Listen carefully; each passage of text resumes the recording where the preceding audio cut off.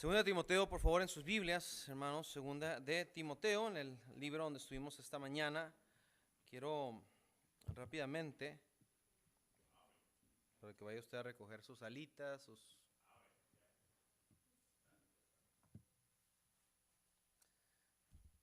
Bueno. Segunda de Timoteo capítulo 3, ahí en sus Biblias. Segunda de Timoteo capítulo 3. Leeremos el versículo 16 al 17. Cuando lo tenga, si me ayuda, por favor, poniéndose de pie.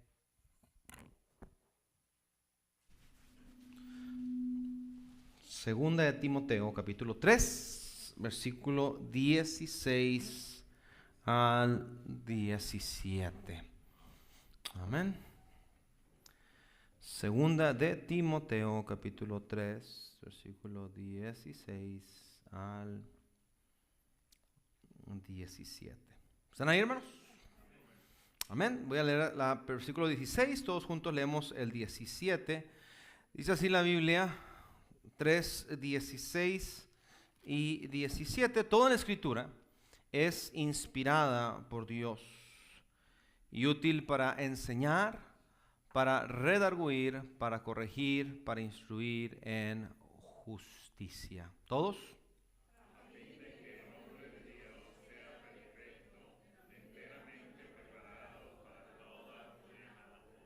Vamos a orar. Padre, bendice tu palabra, usa este inútil siervo, háblanos, te rogamos de una manera muy especial. Te necesitamos, mi Dios, gracias. En el precioso nombre de Cristo Jesús pedimos, amén y amén. Pueden tomar asiento, muy amables, gracias.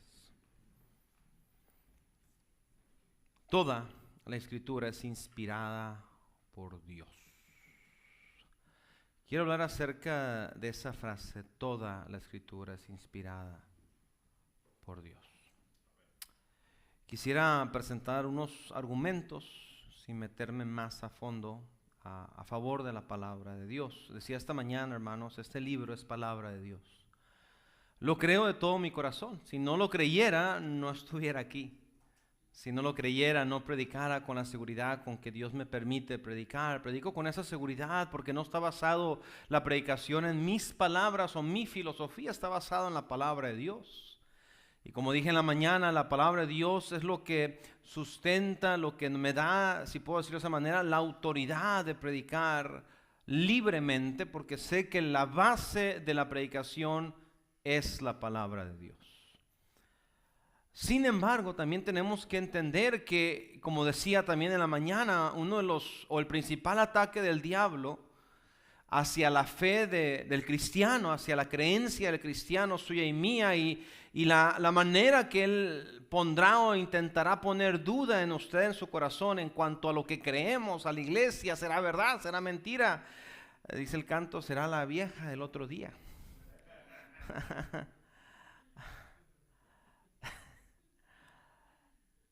Hay ataques en contra de la palabra de Dios. Desde Génesis encontramos a Adán y Eva cuando pecan. La manera que Satanás convence al hombre a desobedecer a Dios es poniendo, torciendo, agregando, haciendo oír que lo que Dios dijo era algo malo, y luego añadiendo: no le creas. Con que Dios os ha dicho que moriréis, no moriréis. Y luego Satanás promete algo mejor: no, al contrario, seréis igual a Dios. Siempre el diablo ha tratado de poner duda en este precioso libro. Toda secta, toda religión, toda creencia que se aparta del fundamento doctrinal de la Biblia, siempre, obviamente, como ya lo dije, o como lo que acabo de mencionar implica, es de que hay un alejamiento o una falta de fe y creencia hacia la palabra de Dios. Los mormones basan su fe no en la Biblia, pero en un libro que le fue supuestamente dado a un hombre llamado Joseph Smith, que tuvo una visión de un ángel que se le apareció. Los testigos de Jehová basan su creencia en las escrituras y filosofía de un hombre que no voy a mencionar porque es un poco complicado, pero creo que era como de apellido alemán, ¿no? Los pentecosteses y el ecumenismo tienen una mujer, igualmente los del séptimo día. Pero si usted analiza, cada uno de ellos tienen algo en común. Hay cosas que creen de la Biblia, pero hay cosas que deciden omitir. La Biblia dice, toda la Escritura es inspirada por Dios. Desde Génesis hasta Apocalipsis. Desde las historias más increíbles hasta las más creíbles. Desde el mar abriéndose en dos y un pueblo de millones pasando en seco, hasta aquel niño que trae 2 peces o 2 panes o 5 peces, siempre me confundo. Y con esos Cristo le da de comer a una gran multitud. Decía un predicador que está con el Señor, ya creemos la Biblia, y dijo él, yo creo que la ballena se tragó a Jonás porque la Biblia dice que el pez se tragó a Jonás.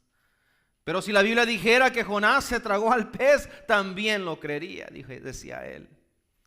Aceptamos la palabra primordialmente por fe, pero el diablo siempre tratará de atacar este libro, de poner en tela de juicio este libro con argumentos, con gente, no solamente ataques externos del mundo. El mundo no ama la Biblia, el mundo ataca la palabra de Dios, pero también hay ataques internos de llamados, supuestos llamados hermanos en la fe.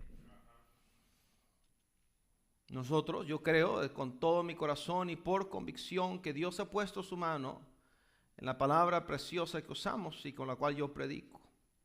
Entendemos que la palabra que tenemos se le llama una traducción, el idioma original en el cual la palabra fue dada, fue en hebreo y fue en griego.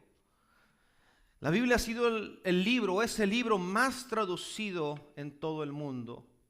Es el libro escrito o traducido a más idiomas y lenguajes que ningún otro libro.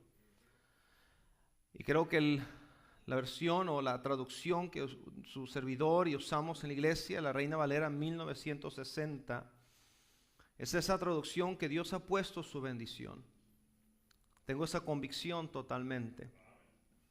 Por muchas cosas, pero mi principal argumento es cómo Dios ha puesto su mano en este libro. Dios me ha permitido viajar un poco y conocer un poco, y no he visto ninguna iglesia hasta ahorita en habla hispana de buena doctrina que Dios esté usando para alcanzar almas perdidas, para hacer que algo está pasando que no use esta Biblia. He visto otras iglesias que atacan esta Biblia, que critican esta Biblia, pero no hay nada pasando. Están ahí nada más, un grupito, no van más allá de eso, y no es mi tema y no es mi punto esta noche. Simplemente quiero dejarles saber que por convicción esta es la Biblia que yo uso. Now, quisiera presentarle un argumento en general, dado esa base. ¿Por qué creemos que este libro es palabra de Dios? Y cuando me refiero a este libro, me refiero a la Biblia. ¿Sí están conmigo, hermanos? Pudiéramos argumentar, hay muchas cosas que pudiéramos decir, pudiera hablar acerca de su infalibilidad. ¿Qué quiere decir eso? Que no hay ningún error en ella. Pónganse a pensar en esto, hermanos. 66 libros. Acuérdense, la palabra Biblia significa biblión, de donde nosotros en español sacamos la palabra biblioteca. En inglés dicen library, ¿no? En español es biblioteca, y librería es donde venden libros, no donde puedes tú sacar libros. La palabra biblioteca significa un conjunto de libros.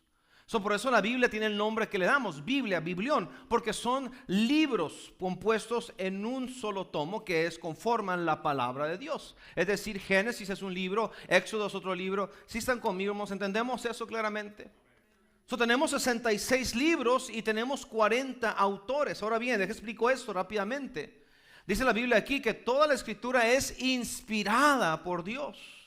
En otra parte de la escritura nos dice que Dios inspiró a los santos hombres de Dios para traernos la palabra de Dios. Dentro de esas personas que fueron inspirados por Dios encontramos 40 diferentes autores. Encontramos a Moisés, encontramos al rey David, encontramos a Samuel, encontramos a Pedro, a Pablo, encontramos a Isaías, encontramos a Jeremías, encontramos a Salomón. Hay 40 diferentes autores que Dios usó para inspirar la palabra de Dios. En esa inspiración significa que Dios los guió a estudiar. La Biblia es inspirada por Dios, como dice el pasaje. Pero escuche esto, Dios respetó el carácter, la personalidad, vaya, de cada autor. ¿A qué me refiero con eso? Cuando usted lee, por ejemplo, las epístolas o las cartas del apóstol Pablo, usted se dará cuenta que tienen muy en común la esencia de quién era Pablo. ¿Sí está conmigo? Cuando usted lee cartas escritas por el apóstol Juan, usted se dará cuenta que la esencia de Juan, ¿cuál era? Juan era conocido como el discípulo amado. Primera y segunda de Juan, el énfasis de las dos epístolas de Juan, ¿cuáles son? El amor. Mirad cuál amor nos ha dado el Padre en que seamos llamados hijos de Dios. Dios respeta la personalidad, sin embargo, no son los autores en el sentido espiritual. Pedro, Pablo, simplemente son los instrumentos que Dios utilizó para inspirar su palabra y que usted y yo tuviéramos palabra de Dios. ¿Sí me explico con esto? Pudiéramos argumentar, como ya dije, la infalibilidad. ¿Por qué 66 libros, 40 autores diferentes en un periodo alrededor de 1500 años? Moisés escribe el Pentateuco, Génesis, Éxodo, Levítico, Números, Deuteronomios. Juan escribe el Apocalipsis, las últimas revelaciones. En ese periodo de tiempo hubieron muy posiblemente más de 1000 años. Juan jamás vio con vida a Moisés, ni estuvo cerca de verlo con vida. Moisés no sabía ni siquiera la existencia que un día iban a ser un Juan el apóstol. Pero lo que Moisés escribe hace 1000 años de diferencia entre él y Juan, no contradice lo que Juan escribe. Entonces tenemos 40 autores y ninguno de ellos se contradice el uno al otro. Eso no es común, hermano. Yo no sé si usted entiende eso. Usted dirá, pues sí, pastor, muy fácil. No, no es fácil. Hace años atrás hubo un hombre inteligente que sabía mucho y tenía mucha inteligencia. Hawkins, se me traba el nombre. Hawkins. ¿Su primer nombre cuál es? Stephen. Let's call him Stephen. Hawkins está un poco difícil. Stephen H. Ya lo estoy rompiendo otra vez. Apenas me lo arreglaron, hermano, ya lo voy a volver a romper. Stephen H. Ese hombre escribió acerca de los agujeros negros. No sé si usted ha escuchado de él, un hombre que estuvo en una silla de ruedas la mayor parte de su vida, no se podía mover, tenía una deficiencia. Y él escribe un libro acerca de los agujeros negros y no, hombre, es aplaudido por toda la sociedad científica de astrología y de todo eso. Y no, una eminencia, le dan premios y lo llaman a dar conferencias. Años después escribe otro libro de agujeros negros, tomo 2. Y en su segundo libro él mismo dice, mi primer libro está mal, me equivoqué. El segundo libro era para corregir el primer libro. Mismo autor, muchas contradicciones. ¿Sí está conmigo, hermano? ¿Sabe por qué? Porque el hombre cambia. Pero quien no cambia, Dios no cambia. Por eso podemos tener 40 autores diferentes que Dios utilizó para escribir e inspirar la Biblia. Podemos tener un periodo de 1500 años y ninguno de ellos contradice al otro. Todo en una perfecta armonía. Lo que se escribe en el Antiguo Testamento complementa el Nuevo Testamento. El Nuevo Testamento, sin haber estado vivos en el Antiguo Testamento, complementa. No hay ninguna contradicción, no hay ningún error. Isaías no dice algo que después Pedro niega. No, todo armónicamente en conjunto. Esa es la infalibilidad de la palabra de Dios. Pudiéramos hablar acerca de su permanencia y preservación. Usted entiende que a pesar de que es el libro más vendido, más traducido, más publicado, también es el libro más odiado. Todo el mundo lo quiere fuera. Este mundo, dice la Biblia, el mundo entero está bajo el maligno. Hollywood no quiere la Biblia, la usan para burlarse, reírse de ella. Estados Unidos, cuando la nación se fundó, se usaba la Biblia para enseñarle a los estudiantes, a los niños y jóvenes a través de la Biblia, la lectura, y era algo que era muy común en las aulas de clase hasta que llegó una mujer atea y dijo, no quiero que a mi hijo le lean eso, no quiero que oren, y vino entonces la separación de Estado y religión, y prohibieron la oración, prohibieron la Biblia, la sacaron de la escuela pública. Este mundo odia la palabra de Dios. dictadores, presidentes que han hablado mal de esta Biblia, artistas, gente rica, gente millonaria que no cree en la Biblia, que ataca la Biblia, que se burla de la Biblia. Sin embargo, este libro sigue siendo vigente, sigue permaneciendo, se sigue publicando. ¿Sí están conmigo, hermanos queridos? El primer libro impreso con impresas modernas fue la palabra de Dios. Dios ha bendecido este precioso libro, ha cuidado este libro, ha preservado este libro a pesar de los ataques. ¿Sabe por qué? Porque es palabra de Dios. El mundo lo puede atacar, el mundo lo puede criticar, pero sigue vigente, sigue estando firme. Es palabra de Dios. Quiero presentarle unos argumentos rápidamente para que, como dije, ya vaya por sus alitas y sus nachos y todo lo que guste agarrar. Argumentos a favor de la palabra de Dios, este libro que es inspirado por Dios. El primer argumento que quiero presentarles es el argumento científico. Para algunos va a ser recordatorio, para algunos les va a ayudar. El primer argumento es el científico. No, como dije, creemos la Biblia, ¿por qué? Por fe. Simple y sencillamente. Pero también tenemos otros argumentos. ¿Por qué llegamos a la conclusión que este libro es palabra de Dios? Primeramente, como dije, el científico. Isaías 40, por favor, vaya conmigo. Isaías 40. Argumentos científicos. Isaías 40. ¿Están conmigo, hermanos? Y esto es bueno que sepamos. Va a haber temas que no voy a hablar ahorita. Mucha gente cree y muchos cristianos también ignoran que, ¿verdad?, que nosotros como hijos de Dios, como cristianos, no estamos en contra de la idea de que un día hubo dinosaurios. Es que ustedes los cristianos son gente tonta, muy cerrados, no creen nada. No, rechazan la evolución. Bueno, es que ponte a pensar el argumento de la evolución, ¿no? Hace millones y millones y millones. ¿Y cómo lo compré? Las capas tectónicas. Cada capa son millones, 1 millón de años, 2 millones. ¿Y cómo lo sabes? ¿Quién llevó ese registro? Nomás porque un científico hizo esa teoría, ya la creemos. Nadie vivió hace 1 millón de años para decir, sí, yo estuve vivo. Y después de 1 millón de años se hizo una capita. Todo, vamos, déjeme decir, todo lo podemos explicar con la Biblia. Sí, pero los fósiles y cómo fue esto y tuvo que haber sido esto. Usted entiende que la Biblia nos habla de un suceso mundial que hizo que el mundo entero cambiara la atmósfera, el ecosistema, que hizo que hubiera deslaves, que provocó que animales por todas partes fuesen enterrados vivos bajo arena, bajo lodo, y que provocó una presión increíble. ¿Sabe cómo se llama? El diluvio. ¿Sí está conmigo? El diluvio explica muchas cosas que cambiaron en este mundo. Como cristianos, hermanos, tenemos que entender, no estamos en contra de la ciencia. La Biblia habla de la ciencia. Lea el libro de Proverbios. Menciona la palabra ciencia muchas veces. El problema es que el mundo, como todo, quiere pervertir la ciencia.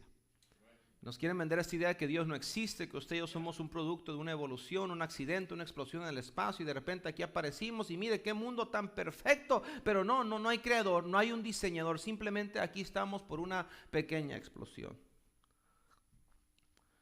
En California se incendiaron muchas casas y hubo muchas explosiones por gases, tanques de gas y otras cosas. Yo no sé usted, pero los videos y las fotos que he visto, yo no he visto que ha mejorado esa área de California, la he visto en ruinas. Una explosión no causa vida, no causa orden. Una explosión causa caos, desorden, destrucción y muerte. Pero nos quieren vender esta idea. Y como suena tan inteligente, intelectual, millones y millones de años atrás.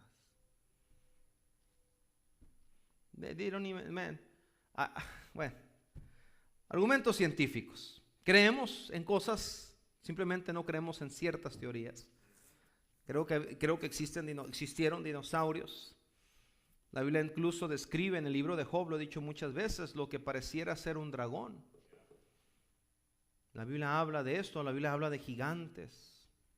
Pero bueno, Isaías 40, 22. ¿Están ahí, hermanos? Miren lo que dice la Biblia. Él dice, versículo 21, por favor, 40, 21. ¿No sabéis, no habéis oído, nunca lo han dicho desde el principio? ¿No habéis sido enseñados desde que la tierra se fundó? Dice, Él está sentado sobre el círculo de la tierra, cuyos moradores son como langostas, se extienden los cielos como una cortina, los despliega como una tienda para morar. Ahora bien, podemos ver mucho más, no nomás es el único versículo, puedo mostrarle muchos, por el tiempo me voy a restringir a un versículo por punto. Pero la Biblia está llena de argumentos y de frases como esta. No hace mucho sentido, o no usted me dirá, pastor, pero ¿qué tiene que ver? ¿Qué dice ahí? Bueno, el problema aquí, o el argumento aquí, es que Isaías, este libro, esta frase fue escrita entre 740 a 700 años antes de Cristo. ¿Y eso qué?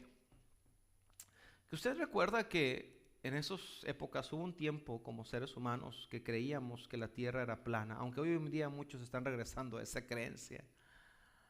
Y que creía que la tierra era plana, otros creían que la tierra estaba sentada sobre el caparazón de una gigante tortuga, la cual caminaba, y por eso había terremotos de vez en cuando. No había no sabíamos, el hombre no sabía qué estaba pasando, tenía teorías, ideas, no podía comprender cómo era posible que el mundo fuera redondo, si ellos creían que llegabas a un punto y después de ese punto el abismo te caías y no había nada. Por eso marineros no se atrevían a salir fuera tan lejos.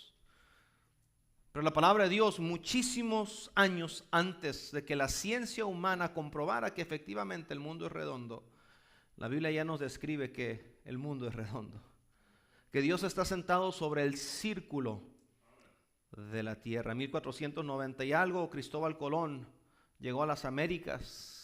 Y no era tanto el descubrir un mundo nuevo, un nuevo continente, pero la idea de él era probar su teoría de que él decía, yo no creo que llegues a un punto y se acabe el mundo, yo creo que tiene que haber más. Y él llegó y eventualmente el hombre se dio cuenta que el mundo era como un círculo, era redondo y podías darle la vuelta como una circunferencia. Pero la palabra de Dios ya lo decía. Dios está siempre adelantado al hombre. ¿Está conmigo, hermanos? En Job capítulo 26, por favor, vaya conmigo. Job 26, ¿están conmigo, hermanos?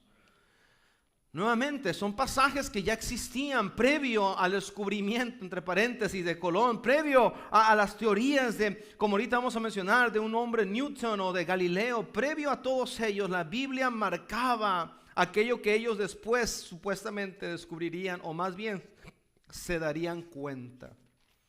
Job, por favor. ¿Están ahí, hermanos? ¿Sí? ¿Estamos bien? Deje llego yo. Job 26, por favor, en sus Biblias. Dice la palabra de Dios así, versículo 7, Job 26, 7. Dice la Biblia, Él, hablando de Dios, Él extiende el norte sobre vacío. Cuelga la tierra sobre nada. Muchos científicos y muchos pensadores de la antigüedad creían que la tierra era sostenida por un remolino, y por eso era que cuando ellos estudiaban las estrellas y veían como que daban vueltas, como que pues pasaban, ¿no? Ellos decían, ¿cómo es posible que esté pasando? Yo creo que la tierra, dijeron ellos, está sobre un remolino y ese remolino está dando vueltas, entonces lo que se mueve somos nosotros. Entonces no sabía el hombre explicar qué estaba pasando. Fue hasta después, con teorías por Galileo, teorías por Newton, que llegaron ellos a la conclusión que la tierra estaba flotando en el espacio sobre la nada. Si Isaías fue escrito 700 años antes de Cristo, Job es el libro más antiguo de la Biblia, posiblemente escrito 1500 años antes de Cristo. Y Job, inspirado por el Espíritu Santo, escribe, Él pone a la tierra sobre la nada. Pende la tierra, es decir, está flotando sobre el vacío. La palabra de Dios siempre está adelantada al hombre. En Levítico 17:11, no vamos a ir ahí por el tiempo. Levítico 17:11 nos dice la palabra de Dios que cuando, ¿verdad? Nos describe claramente y dice, la vida está en la sangre. No, usted y yo lo sabemos, ¿verdad que sí? Si alguien se corta o se corta una vena o algo, ¿qué hace? Se desangra. ¿Y qué pasa? Se muere. Sin embargo, el ser humano no sabía esto. El ser humano pensaba que la sangre era un líquido que teníamos, pero no tenía ningún uso. Al contrario, dijeron ellos, creemos nosotros, dijo la ciencia antigua, que la enfermedad del hombre se encuentra en la sangre. Si decían esto ellos, si extraemos la sangre, podemos quitar el mal y la gente va a quedar sana. Decidieron probarlo con el primer presidente de Estados Unidos, George Washington, quien sufría una leve fiebre y una gripa. Estaba enfermo y con el afán de curar al presidente, los médicos dijeron, tenemos esta teoría y creemos que esto es la cosa. George Washington muere de una gripa que bien con ibuprofen y Tylenol se hubiera podido curar. El problema fue que lo desangraron. Porque el hombre tenía su teoría, pero Dios claramente dijo, la vida del hombre está en la sangre. Quiero que usted entienda esto. La Biblia siempre va adelantada al hombre. El hombre simplemente le está siguiendo los pasos a Dios. Sin embargo, el hombre se atreve a negar la existencia de Dios. Se atreve a clamarse como el más importante. Y como este pasaje pudiéramos hablar de vez tras vez y diferentes pasajes que claramente nos dicen cómo es la situación, cómo es la cosa. Pero el hombre en su necedad quiere negarlo y ataca a la Biblia que verazmente ha comprobado y ha argumentado con toda precisión. Yo sé más que tú. Porque es palabra de Dios. ¿Sí me está siguiendo, hermanos? Segundo argumento, rápidamente, para que no se nos vaya más el tiempo. Dije primeramente el argumento científico. El segundo argumento que quiero presentarles es el argumento profético. Now, ha habido muchos profetas, ¿sí o no, hermanos? ¿Se acuerdan de Nostradamus?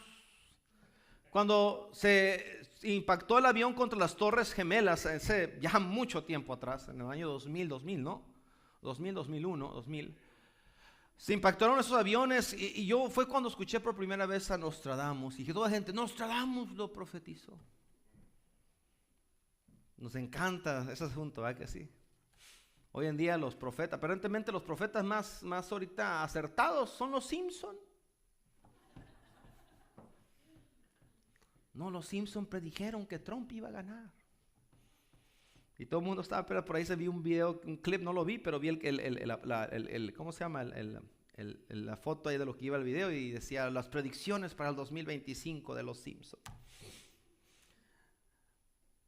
El problema o la diferencia más bien con la palabra de Dios es que a diferencia de muchos supuestos profetas, que sus profecías son muy vagas y muy generales, las profecías dadas en la palabra de Dios son específicas y concretas. Nostradamus supuestamente dijo, un árbol le va a dar a las gemelas. O un pájaro, ¿no? Un pájaro le va a dar a las gemelas. Pues pudiéramos aplicarlo muy generalmente, ¿no? Si usted tiene 2 niños gemelos, de repente un pájaro se estrella. ¡Ah, Nostradamus! Las profecías presentadas por muchos son muy genéricas, muy ambiguas, es decir, se pudieran aplicar. ¿Sí me está siguiendo? Por ejemplo, le he dicho mucho, gente, estos supuestos profetas de hoy en día o incluso los que leen el futuro, hermanos, es que es psicología. Lo he dicho mucho este argumento, hermanos, muchos llamados profetas o pastores que les encanta el show de andar diciendo Dios, un momento, hermano, Dios me está dirigiendo. Fue porque ya echaron ojo y ya vieron que ahí está la hermana chillando, está ahí con las lágrimas tendidas. Dios me está dirigiendo. ¿Hay alguien aquí? ¿Hay alguien aquí? ¿Hay alguien aquí? Que por la preocupación ya se le está cayendo el cabello. No, pero se dejan llevar, ¿sí o no? Nos están diciendo, hay alguien aquí que está en un dolor grande y tiene muchos problemas. Y de repente suelta. ¿Sí me estás siguiendo? Una pérdida. ¿Una pérdida? No, pérdida no. Okay, un trabajo. Entonces es muy genérico. No es específico. Las profecías bíblicas son específicas. Son concretas. En Isaías se nos dice en la Biblia que Cristo iba a nacer de una virgen. Isaías 7. Se nos dice en Malaquías capítulo 5, no vamos a ir por el tiempo, que Cristo iba a nacer en Belén. ¿Sí está conmigo? que el Mesías iba a nacer en Belén, iba a nacer de una virgen. Se nos profetiza de que iba a morir a través de la crucifixión. Se nos profetiza que iba a ser una muerte horrible, horrenda. Se nos dice en Salmos que iban a vender su ropa por 30 piezas de plata. Esas son profecías específicas.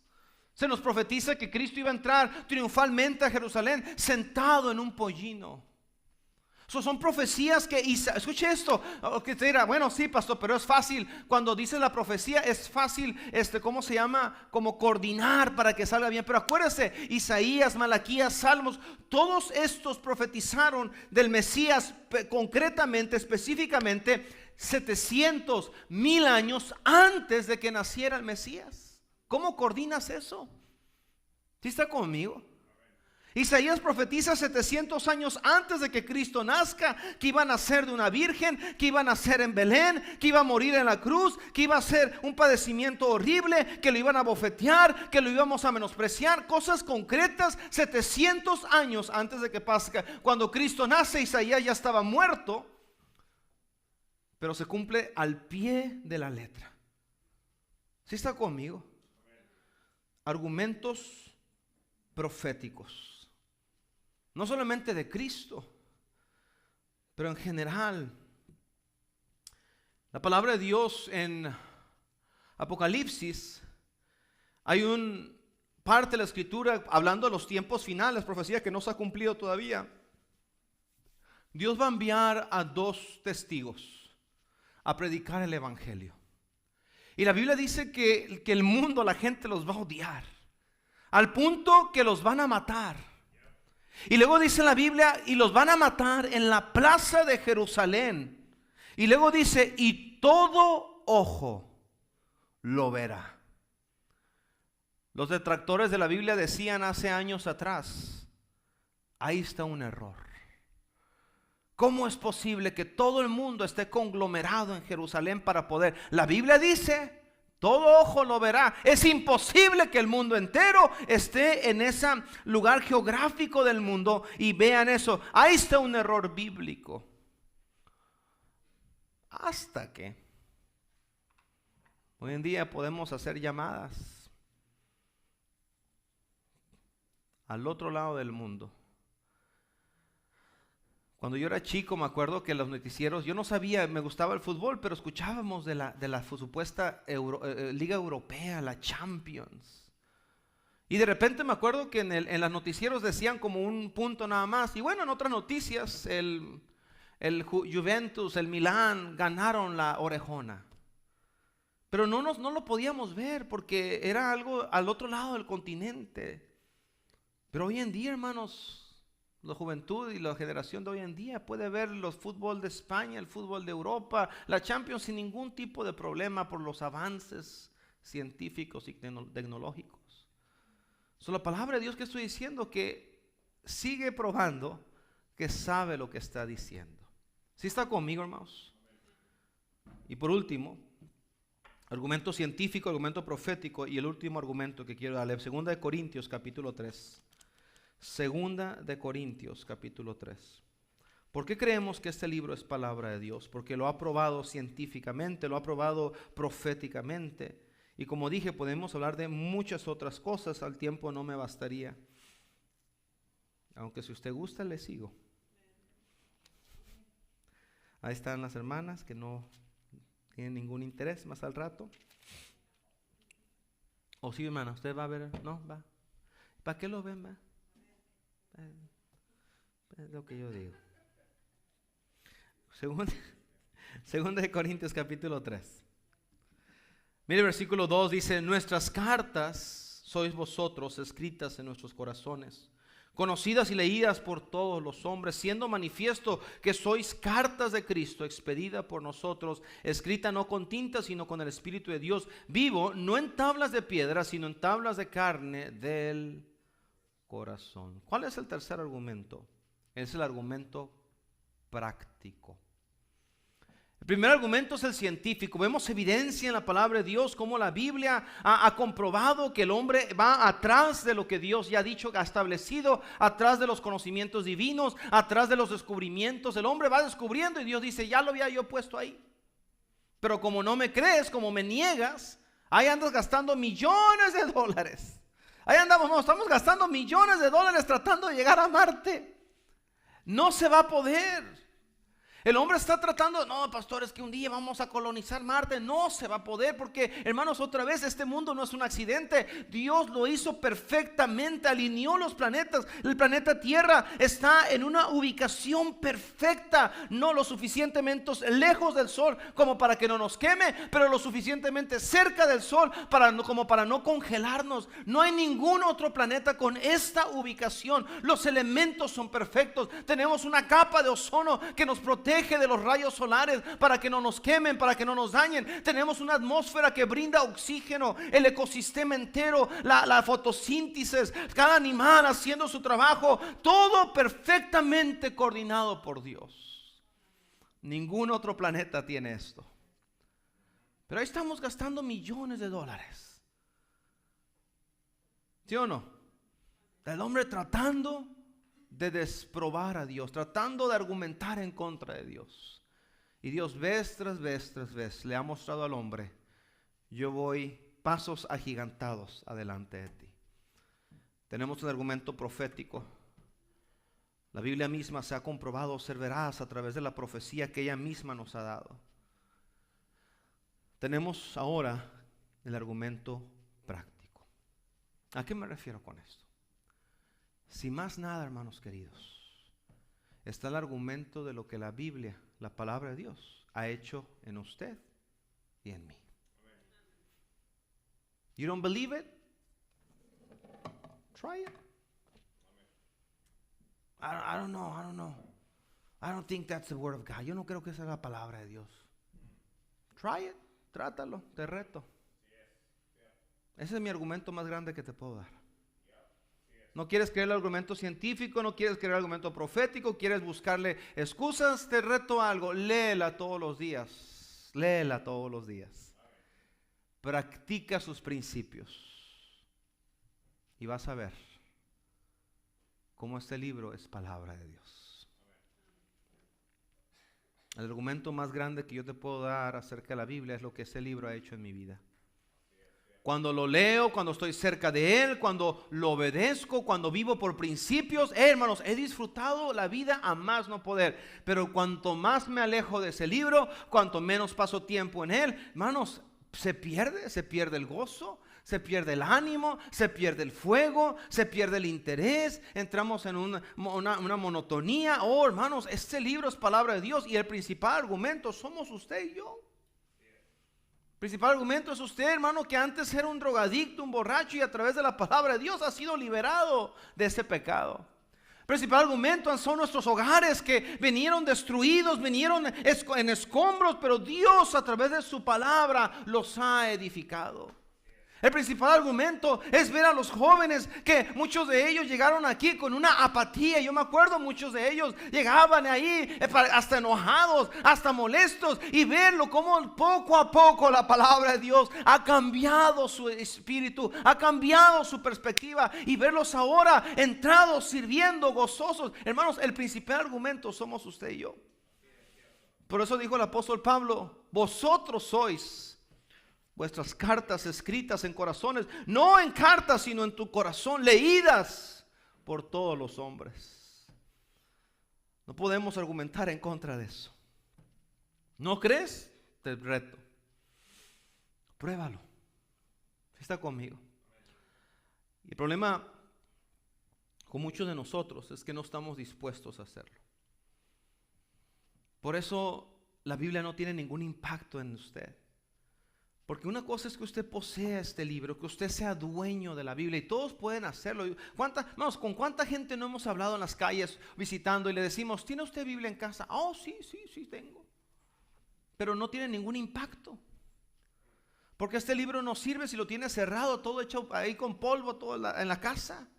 Este libro es eficaz, otra vez, hermanos, si el argumento se lo doy como siempre lo he dado, no es un libro sobrenatural en el sentido de que usted escuche un ruido en su casa y usted: ay, Señor bendito, aléjate.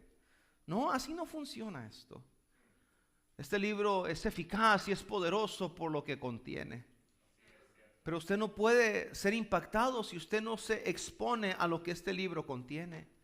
Tiene usted que leerlo. Tiene usted que obedecerlo, tiene usted que practicarlo. Por eso venimos a la iglesia, queridos hermanos, no nomás para escuchar, venimos para oír, para salir de aquí y poner en práctica lo que aprendimos de la palabra de Dios.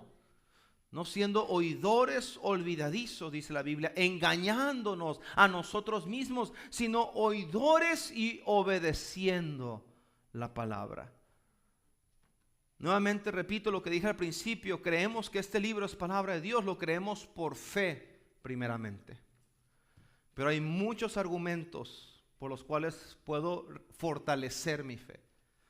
Científicamente, proféticamente y prácticamente. Usted a mí no me puede convencer que este libro no es palabra de Dios porque yo he visto el impacto de este libro en mi vida. Yo he visto la influencia y la transformación de este libro en mi vida. Usted me puede decir, no, pero pastor, yo lo único que sé es que cuando yo la he leído, cuando yo la he practicado, cuando yo la he puesto en obediencia, este libro ha hecho cosas increíbles en mi vida. Hebreos capítulo 11, y termino con esto. Hebreos 11, por favor.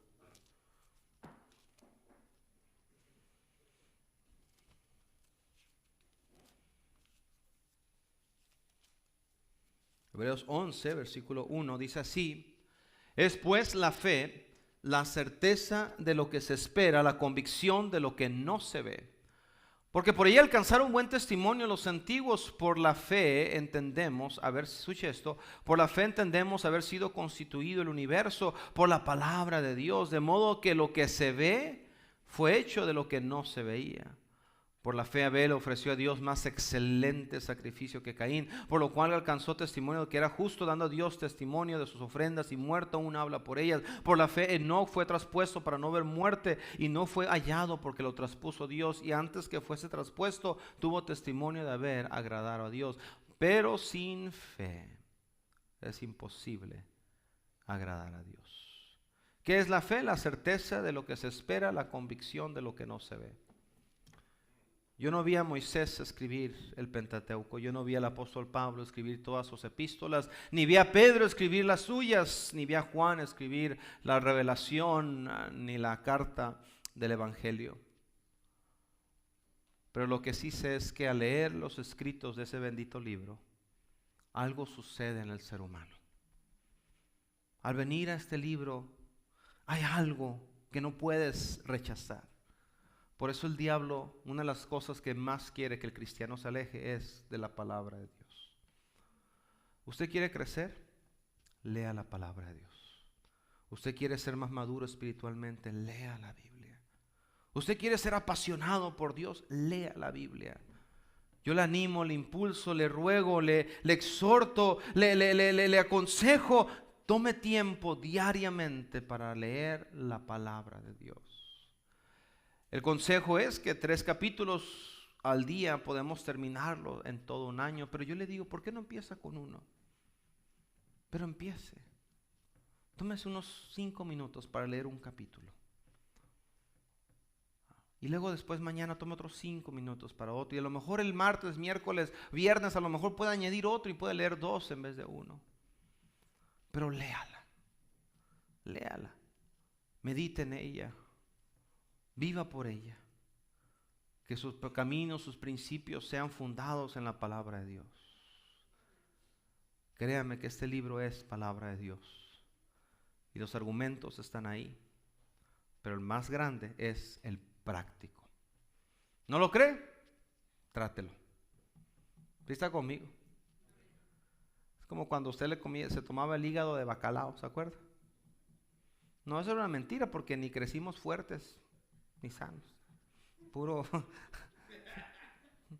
Hay unos que no se la tomaban todos los días y pues no, ¿verdad? Como el Herbalife también, hermano, otra mentira. Pero este libro es palabra de Dios. Pruébelo, trátelo, compruébelo por usted mismo. Amén.